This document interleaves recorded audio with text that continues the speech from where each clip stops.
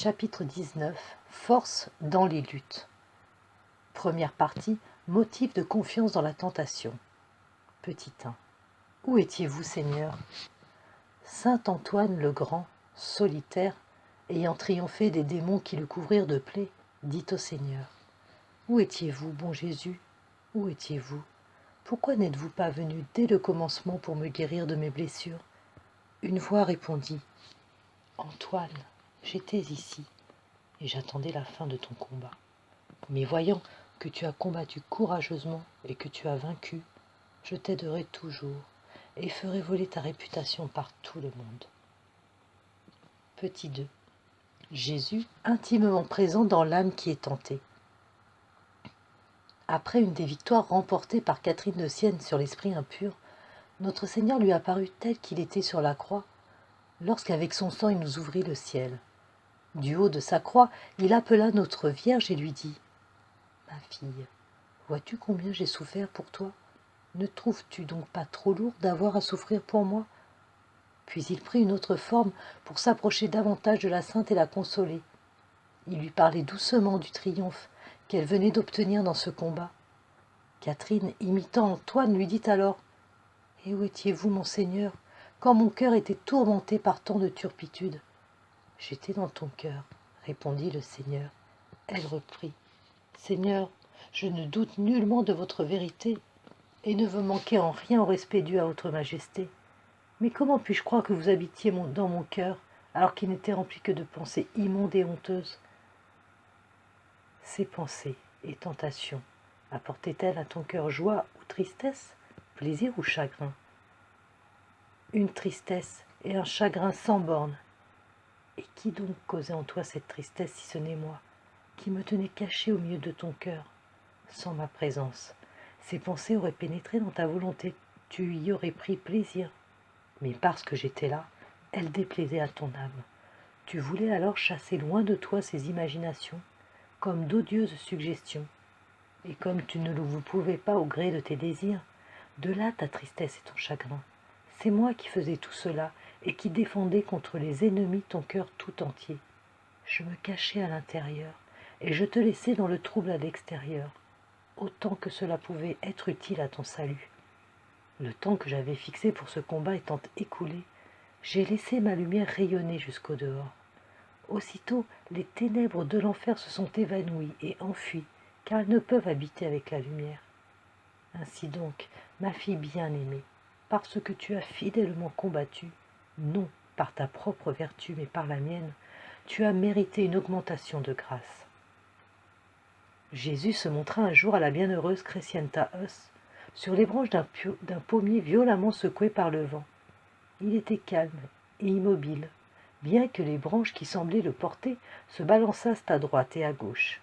« Ma fille, dit Jésus, de même que je me repose en paix sur cet arbre, quoiqu'il soit violemment secoué, de même je repose dans ton cœur. Bien que tu crois qu'il y règne une affreuse tempête, j'y demeure cependant bien au fond. »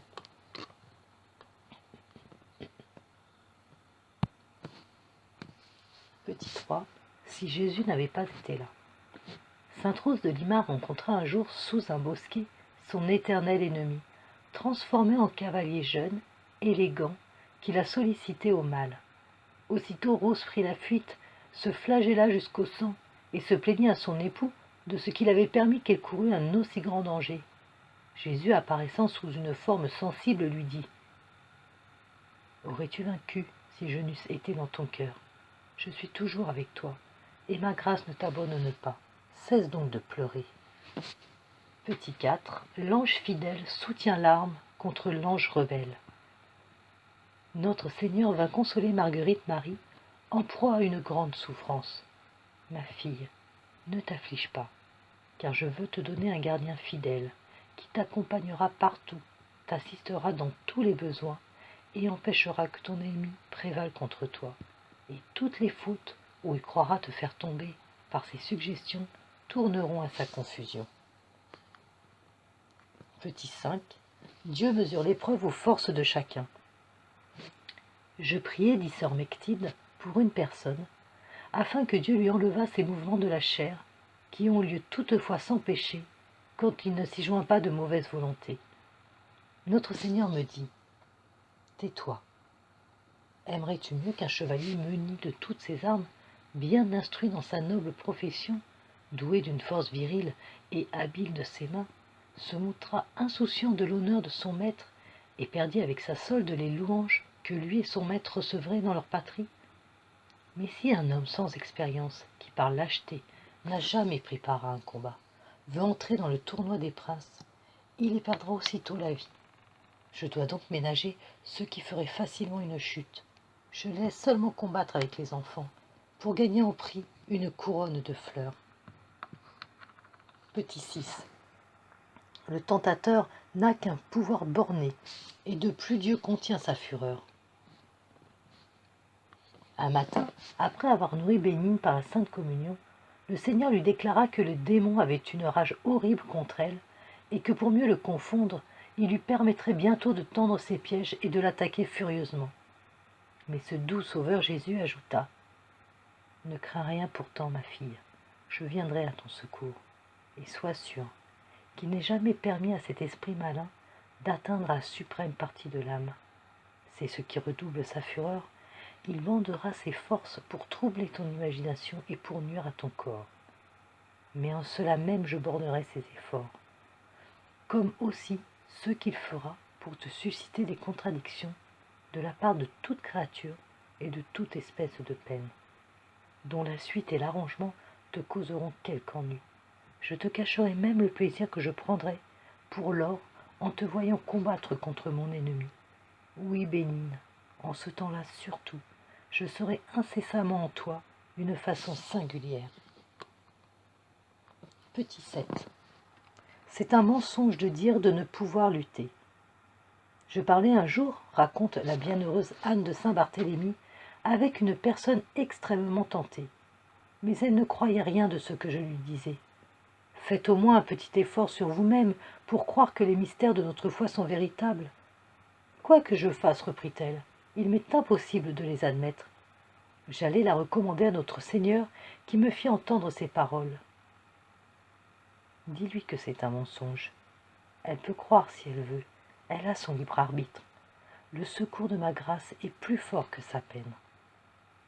Petit 8. Les démons voient redoubler leur souffrance quand on repousse leurs attaques. Le Seigneur donna cette instruction à Madeleine Vigneron. Il faut que je te dise cette vérité. Les démons qui affligent les âmes qui tendent à leur perfection sont beaucoup plus tourmentés dans les enfers que les autres. La raison est que ma pureté divine s'attache d'une façon si particulière sur ces âmes innocentes et fidèles qu'elle met l'orgueil de ces malheureux dans la dernière confusion.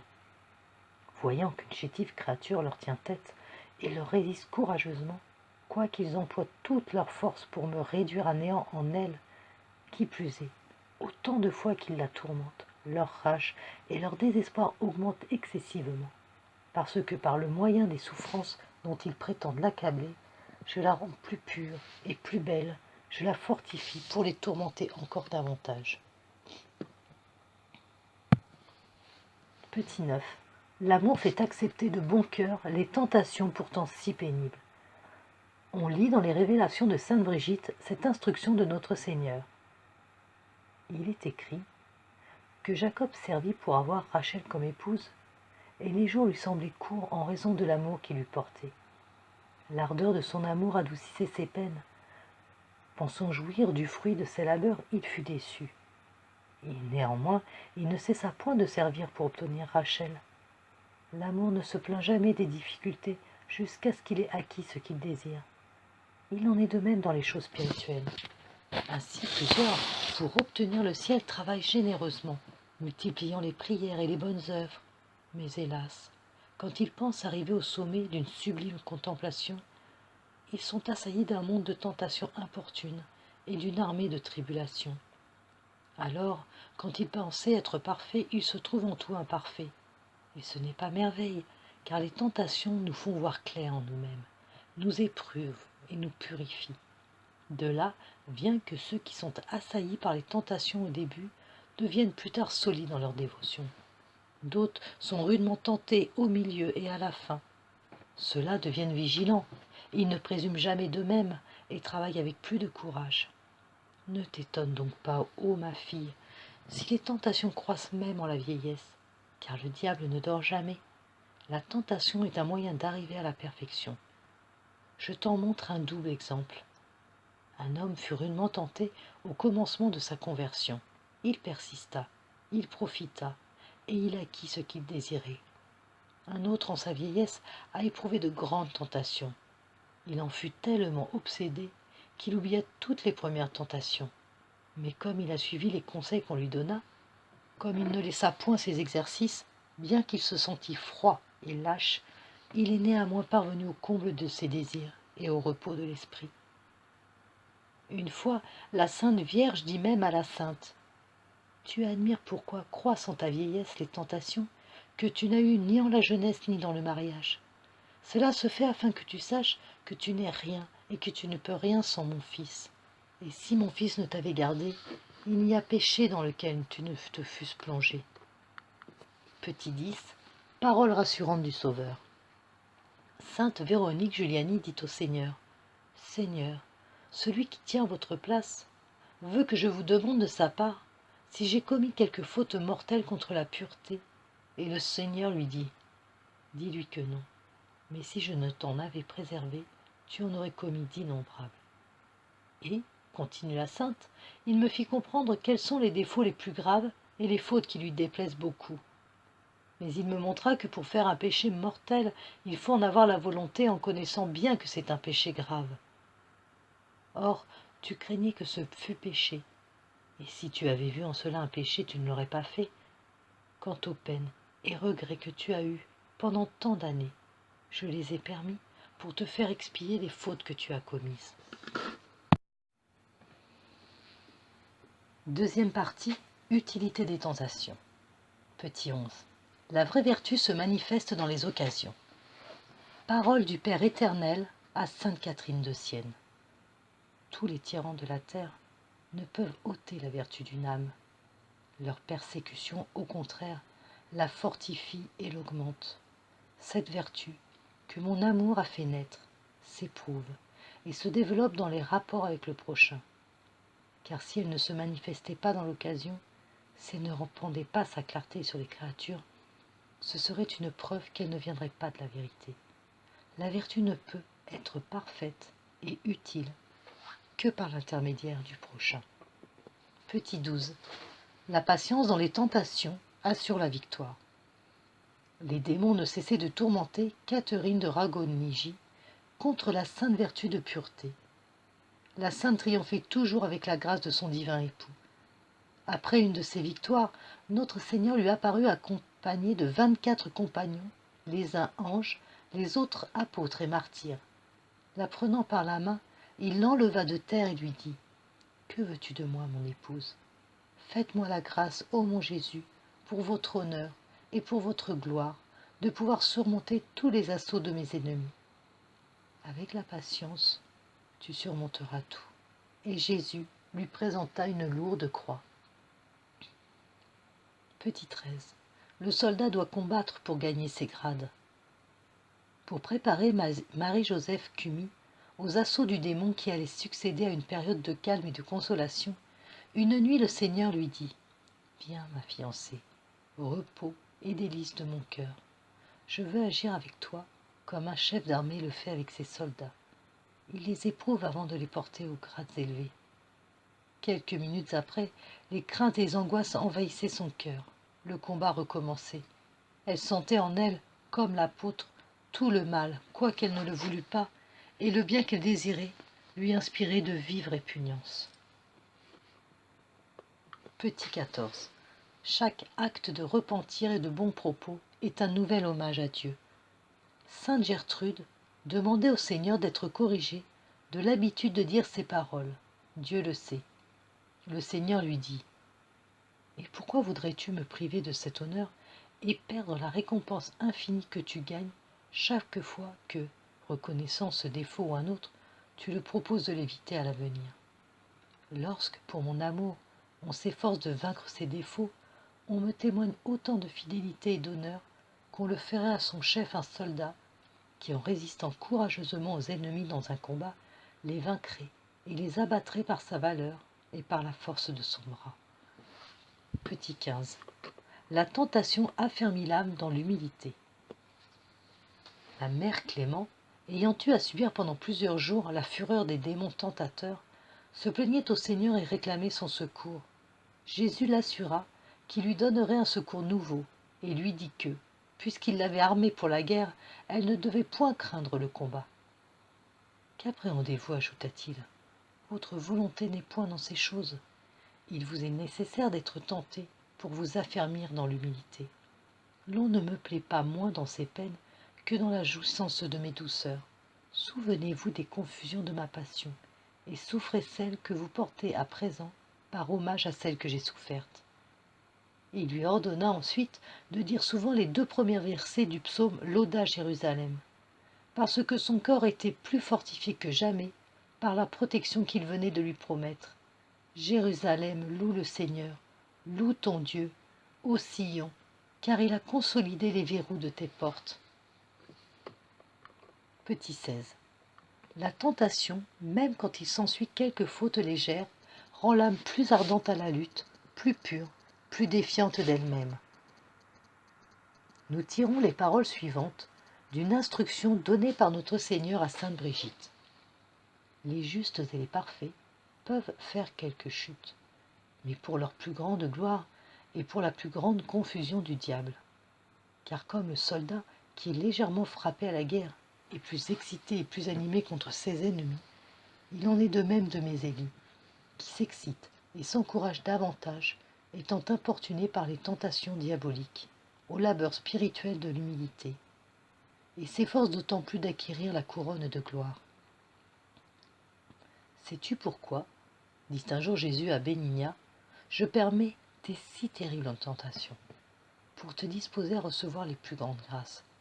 Quand on veut donner le brillant à une chose, on ne la nettoie pas uniquement dans l'eau, mais on prend encore de la cendre. Ce n'est pas que, hors de la tentation, tu ne fasses déjà des actes de charité, mais sous l'épreuve, la charité devient plus ardente et te purifie bien davantage. Encore une autre raison.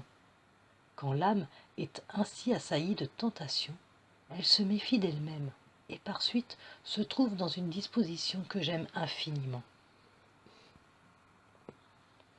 Petit 17.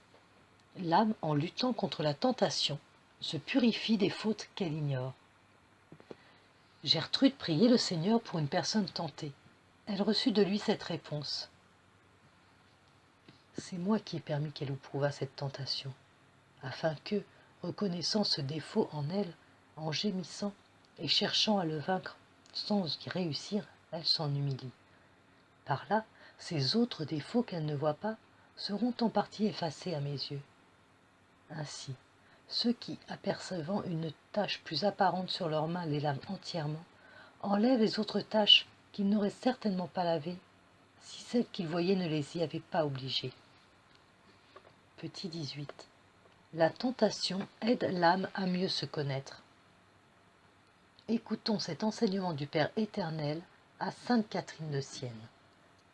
Le démon ne dort jamais, mais sa vigilance ne peut nuire à l'âme parfaite, parce qu'il ne peut supporter l'ardeur de sa charité, ni l'odeur de l'union qu'elle a contractée avec moi, l'océan de paix.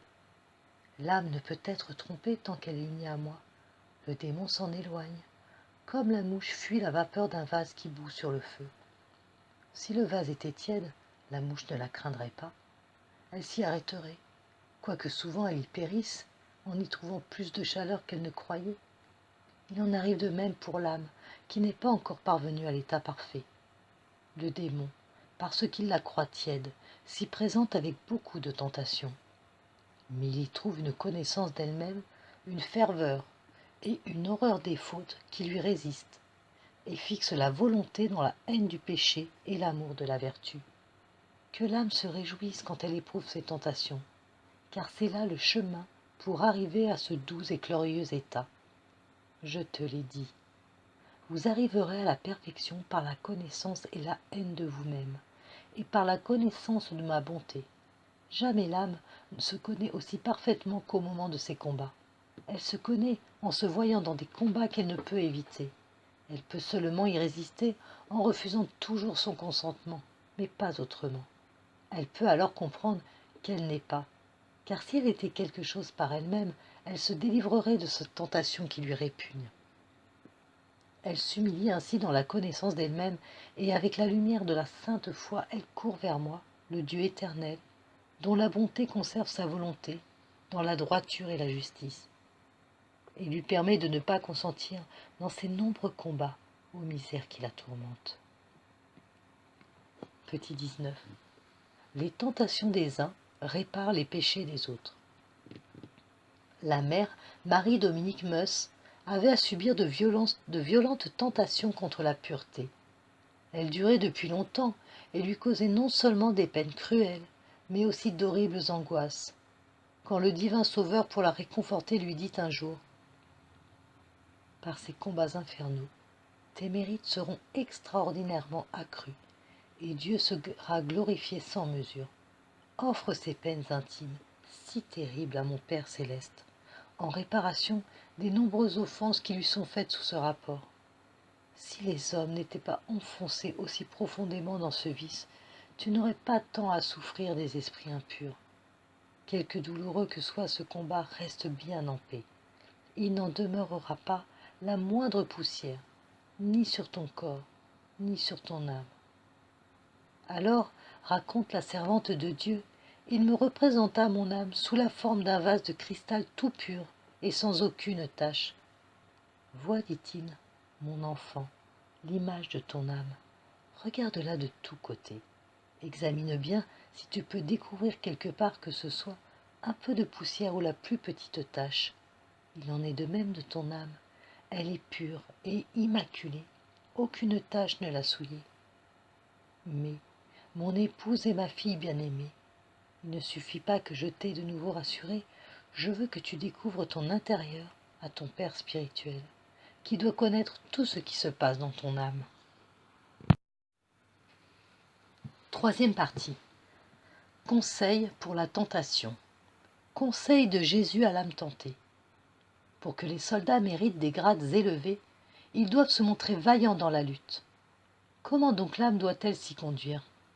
Voici les conseils donnés par notre Seigneur au vénérable Bernard François de Hoyos.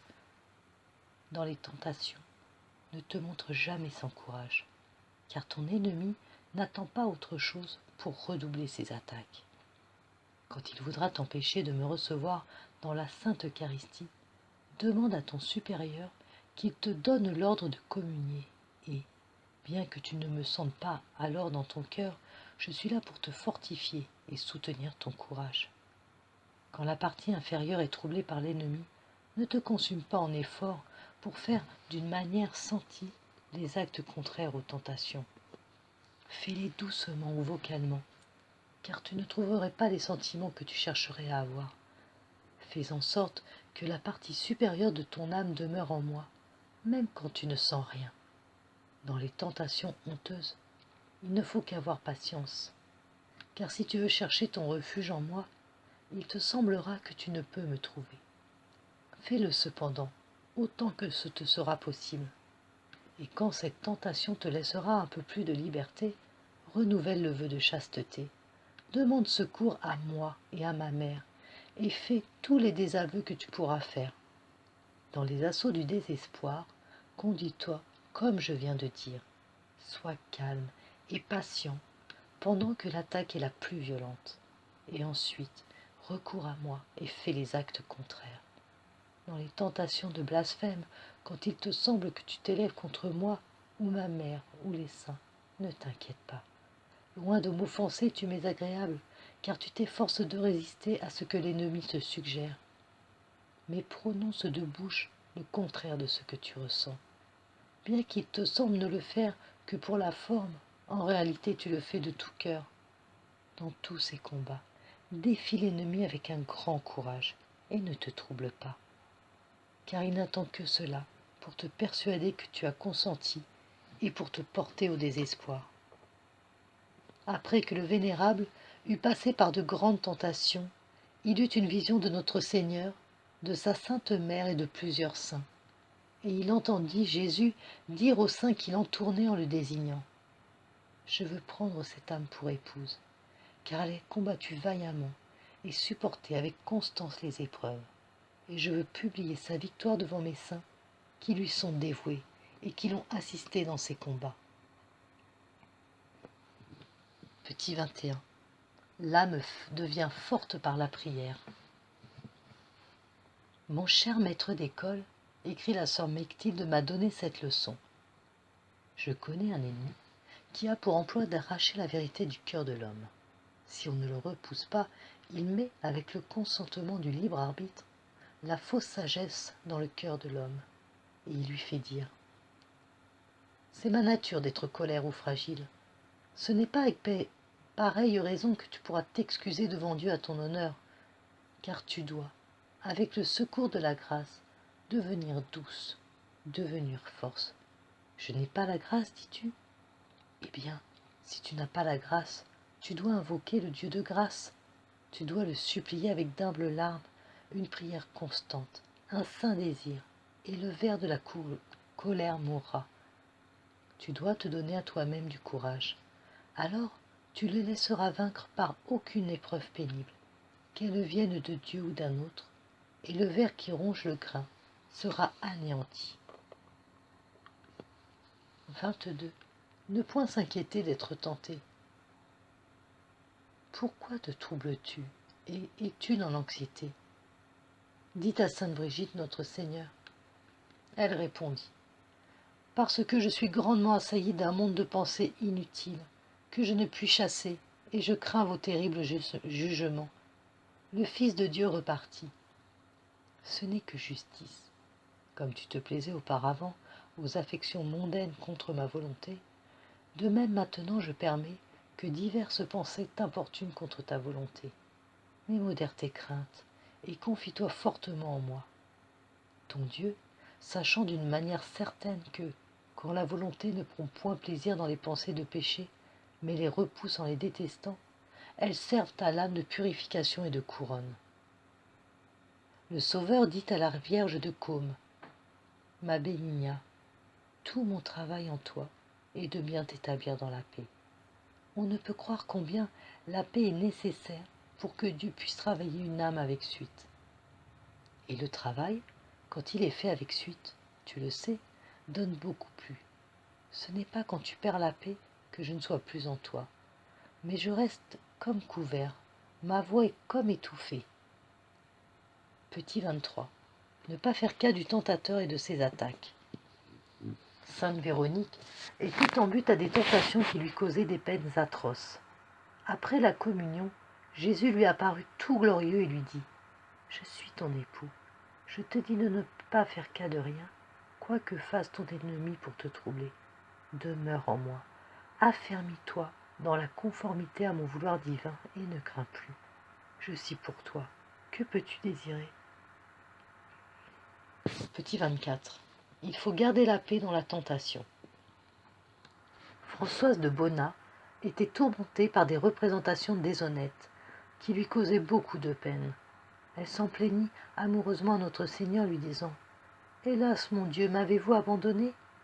Elle entendit aussitôt cette consolante parole: Non, ma fille, je ne t'ai pas abandonnée. Je suis toujours avec toi. Je te garde et te garderai toujours. Dans la communion suivante, elle lui demanda pourquoi il avait permis que de telles pensées l'eussent attaquée. Notre Seigneur lui répondit: Je prends plaisir à te voir combattre. Je te garderai toujours. Ô âme de petite foi, disait le Sauveur à Anne-Marguerite Clément, qui s'inquiétait dans la tentation, pourquoi as-tu peur? Ne crains point, espère en moi, qui suis ta force et ton salut. Petit 25. Redoubler de confiance au lieu de s'attrister. Gemma Galgani, poursuivie par des attaques de démons, se recommandait au Seigneur.